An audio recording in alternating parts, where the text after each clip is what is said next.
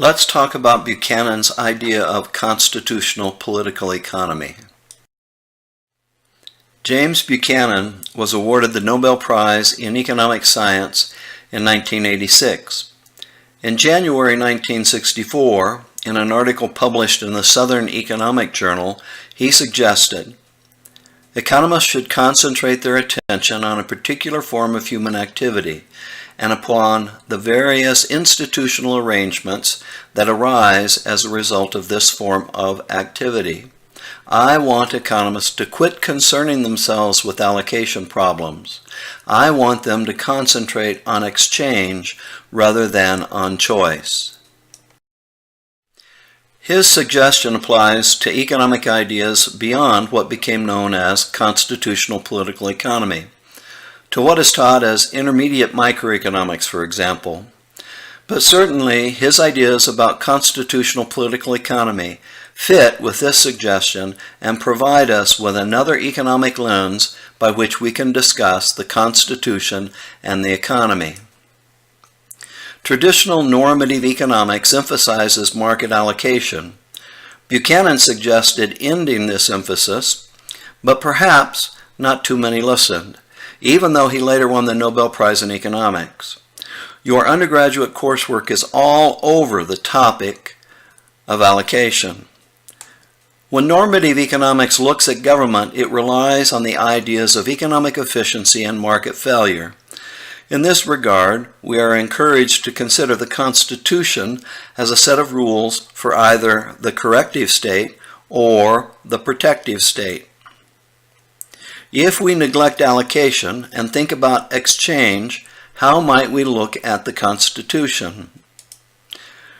Buchanan's idea of constitutional political economy turns our attention to understanding the Constitution to be a contract. In the essay, What Should Economists Do?, Buchanan also wrote the following: the market or market organization is not a means toward the accomplishment of anything. It is instead the institutional embodiment of the voluntary exchange processes that are entered into by individuals in their several capacities. This is all that there is to it. Individuals are observed to cooperate with one another, to reach agreements, to trade. The network of relationships that emerges or evolves out of this trading process, the institutional framework, is called the market. In this quote, Buchanan is really applying one of the basic principles of the economic way of thinking. That is, in all we observe in the world of human action, we are observing the consequences of individual action. His observation that the market is a process without a purpose, that there are only individual purposes, is one good reason we should not emphasize the study of market allocation. The purpose of the market process is not allocation. It is not an efficient allocation. There is no purpose. We observe the fact that people cooperate, they trade, they make agreements. This is all there is to it. They have these market sorts of social interactions for their own individual purposes. It seems to me that because of this, saying we should emphasize an efficient allocation of resources is quite utopian, probably even irrelevant. None of the individuals trading with others is doing so for the purpose of achieving what economists call an efficient or Pareto-optimal allocation of resources. Following Buchanan, then, we economists would study the market process, which is made up of a large number of pairwise social interactions. Each interaction is comprised of a buyer and a seller. These interactions are voluntary. Each person can always say no and walk away. There is no overarching purpose for us to emphasize. Instead, we emphasize that each buyer and each seller is pursuing their own individual purposes, their own personal projects. The voluntary pairwise social interactions we study are the market process, as the market process has no social purpose such as Pareto optimality. When we study the market allocation in terms of Pareto optimality, we are imposing a purpose from outside the market process itself. When Buchanan turns to government, he suggests we economists can also study government as exchange, not just the market as exchange. There are likely to be individual purposes for which the relevant means requires social interaction with groups of individuals. This doesn't mean a government purpose. It means individual purposes pursued not through market exchanges, but pursued through social interaction as groups of individuals. What is Buchanan's view of the role of the economist? He says the social role of the economist remains that of securing more intelligent legislation. The efficiency economist also seems to seek to secure more intelligent legislation. But the idea in this case is that more intelligent legislation is supposed to be about trying to achieve a Pareto optimal allocation. It is the idea of seeking to have government correct the market failures of monopoly, public goods, and externalities. As we just noted, when we economists act in this way, it is as though we are imposing our purposes on all those people actually pursuing their personal projects through the market process and through the political process. In contrast, Buchanan emphasized the idea that more intelligent legislation would be legislation that made people, in general, better off. The test of being better off is whether or not the proposed change is voluntarily chosen, voluntarily agreed to. Market failure economists assume we economists can see when each person moves to a higher or a lower indifference curve. I say we economists should not take up such a great Oz perspective. Buchanan also said such a perspective is unacceptable.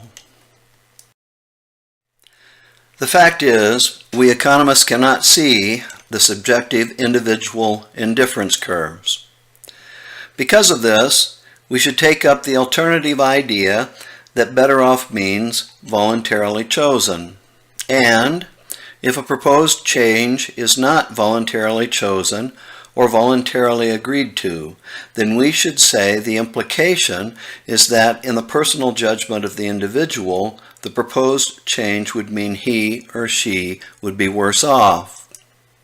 In Buchanan's view, there really is no way for an economist to say government policy A is better than policy B. We economists simply cannot know what market failure economics assumes we can know. Therefore, there is a role for positive economics, but not a role for normative economics. The positive economic role is for us economists to pursue intelligent government action by proposing rules changes we think can be generally agreed to. It is to propose changes in the rules we think will be agreed to because we think the changes offer an opportunity for people to gain from exchange. The test of our work as economists seeking to improve government action is unanimity at best. After all, we can't complain if everyone voluntarily agrees, and it is consensus at the worst. Why unanimity or consensus? Unanimity means everyone agrees. Everyone agrees voluntarily. Consensus means general or widespread agreement. Of course, it doesn't make sense, seeking to be positive economists, to say unanimity can't be supported. Consensus, on the other hand, is not complete voluntary agreement by everyone in the community. So maybe we don't really want to say consensus is an acceptable test. But perhaps suggesting consensus is an acceptable approximation to unanimity. A key point, however, is that simple majority would not be consensus. Simple majority agreement would not be enough. It would mean government that acted in ways inconsistent with aiding all in their personal projects.